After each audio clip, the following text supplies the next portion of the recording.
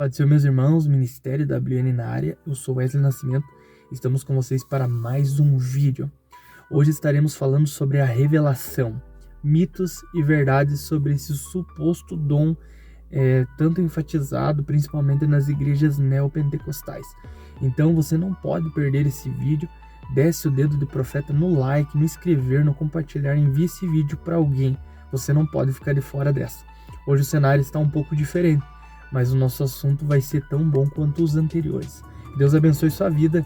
Vem comigo para mais um vídeo. Então liberta-me de mim, eu quero ser a sua casa. Meus irmãos, vamos ver o que a Bíblia Sagrada nos diz a respeito da revelação. O primeiro livro, a primeira carta de Paulo à igreja, aos cristãos em Corinto, no capítulo de número 14, e o versículo de número 26, diz assim: Portanto, que diremos, irmãos? Quando vocês se reunirem, cada um de vocês tem um salmo, uma palavra de instrução, uma revelação, uma palavra em uma língua ou uma interpretação. Tudo seja feito para edificação da igreja. Primeiro, que revelação não é um dom, não um dom espiritual. Capítulo 12 da primeira carta à igreja, que está em Corinto, fala a respeito dos dons espirituais. E a revelação não está entre eles. Então, o que é a revelação? A revelação é um atributo do Espírito Santo. Quando aceitamos a Cristo, nos nossos olhos antes tinham escamas que nos faziam ficar cego quanto à verdade, enxergar a verdade. Quando aceitamos a Cristo, essas escamas dos nossos olhos, semelhantes ao que aconteceu com o apóstolo Paulo, acontece conosco na vida espiritual. Passamos a enxergar, perdemos a visão das coisas carnais e começamos a enxergar de forma espiritual. Isso é revelação. Do grego quer dizer tirar o véu dos olhos que tapava antes, que não nos deixava enxergar as coisas do Espírito. Então, quando você for convidado para pregar uma igreja, independente se ela é neopentecostal, se ela é uma igreja clássica, se é uma igreja conservadora, pregue a palavra do Senhor. Se o Senhor te der uma revelação, alguma coisa, entregue. Mas nunca faça um show de revelações, a menos que o Espírito Santo te dê algumas revelações, mas não deliberadamente como é feito hoje. Grande parte das revelações que acontecem não são revelações, são adivinhações para tirar o dinheiro do povo. Eu falo isso com base própria em vários lugares que eu vou, porque Deus me revela algumas coisas na mensagem, e eu entrego para quem o Senhor manda. Às vezes Deus mostra quem é, às vezes não mostra quem é, só me mostra que tem alguém ali. Mas eu não faço esse negócio de chamar pela revelação. E em vários lugares que eu vi sim, muitas pessoas sendo usadas por Deus, sim. Não sou cético nem incrédulo quanto a ser usado na revelação. Mas na grande maioria das vezes o que a gente vê hoje são pessoas que fazem filas para ouvir uma revelação. E na maioria das vezes são adivinhações, pessoas que enganam para ganhar dinheiro, para tirar dinheiro da igreja, para fazer as pessoas, para manipular as pessoas a darem voto, a virem para a igreja.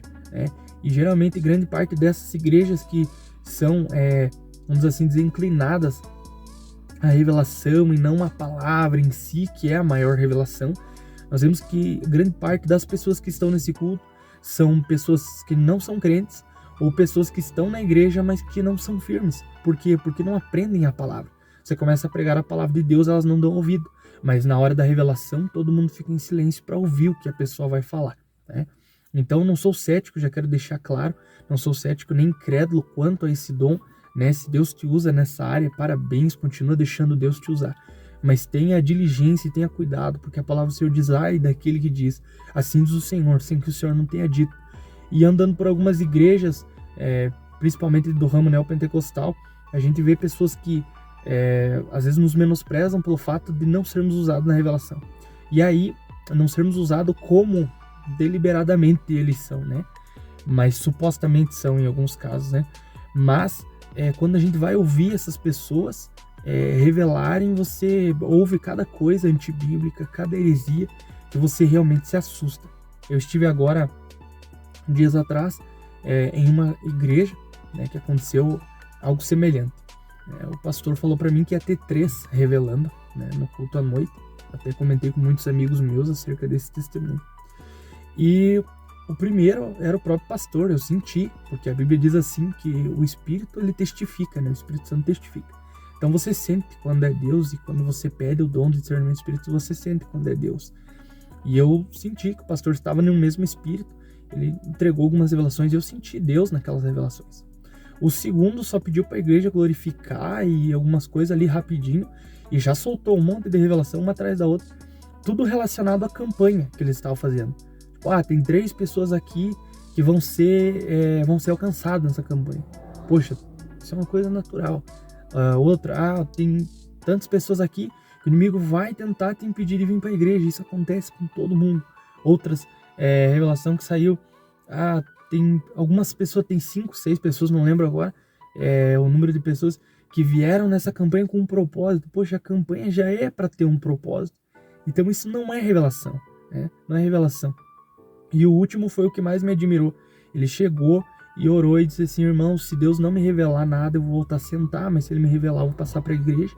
Daí quando ele orou, ele disse: Senhor, tira de mim toda a expectativa humana, e que se o Senhor me revelar, eu vou entregar, senão, né, seja feita a tua vontade, eu volto a sentar.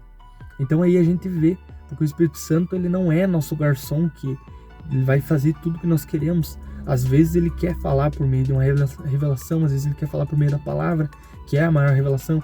Às vezes ele quer falar por meio de uma profecia, às vezes por meio de um louvor, às vezes ele quer falar por meio de um abraço, né? Então, Deus, ele tem suas maneiras de falar. Uma segunda questão que aconteceu, eu fui em uma determinada igreja e saíram várias revelações. E aí eu comecei a orar: Senhor, se é o Senhor que usa mesmo, que o Senhor comece a me mostrar, da mesma forma que o Senhor usa essa pessoa, né, que vai revelar lá, que o Senhor me deu algumas revelações, assim como o Senhor dá para ela, né? E eu cheguei naquele dia, eu não prestava muita atenção nas revelações, eu ficava meditando a palavra, porque a revelação vinha depois da palavra que eu pregava, e o pregador prega e na hora ele não consegue degustar a mensagem. Depois que ele senta, ele começa a se alimentar com aquilo que ele pregou.